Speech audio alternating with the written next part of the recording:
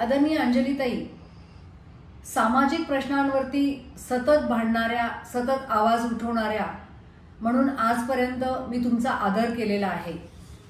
परंतु येत्या काही दिवसातली तुमची विधानं पाहिली तर एक लक्षात येतं की उपमुख्यमंत्री अजितदादा यांच्या द्वेषाने तुम्ही अक्षरशः पछाडलेले आहेत।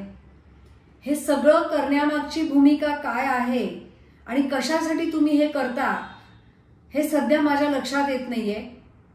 एखाद्या गोष्टींवरती आरोप करणं, संविधानिक मार्गाने त्या आरोपांवरती उत्तर शोधणं, न्याय मिळवून देणं, इथपर्यंत आम्ही सगळेच तुमच्या सोबत आहोत।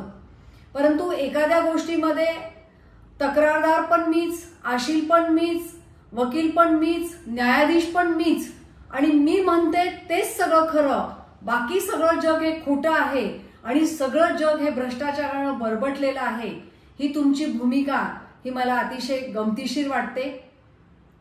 अंजलीताई, एक डॉक्टर म्हणून मी तुम्हाला सांगते की तुम्हाला खरंच वैद्यकीय सल्ल्याची अत्यंत गरज आहे।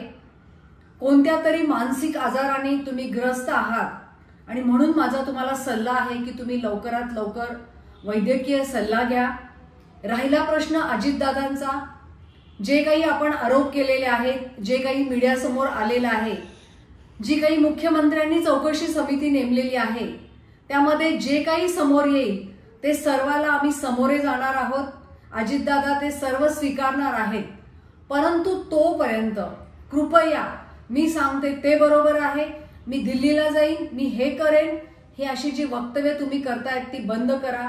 आणि कृपया असं समजू नका की तुम्ही एक महिला म्हणून अजितदादांच्या बद्दल बोलतायत आणि म्हणून आम्ही कोणीच काही बोलणार नाही।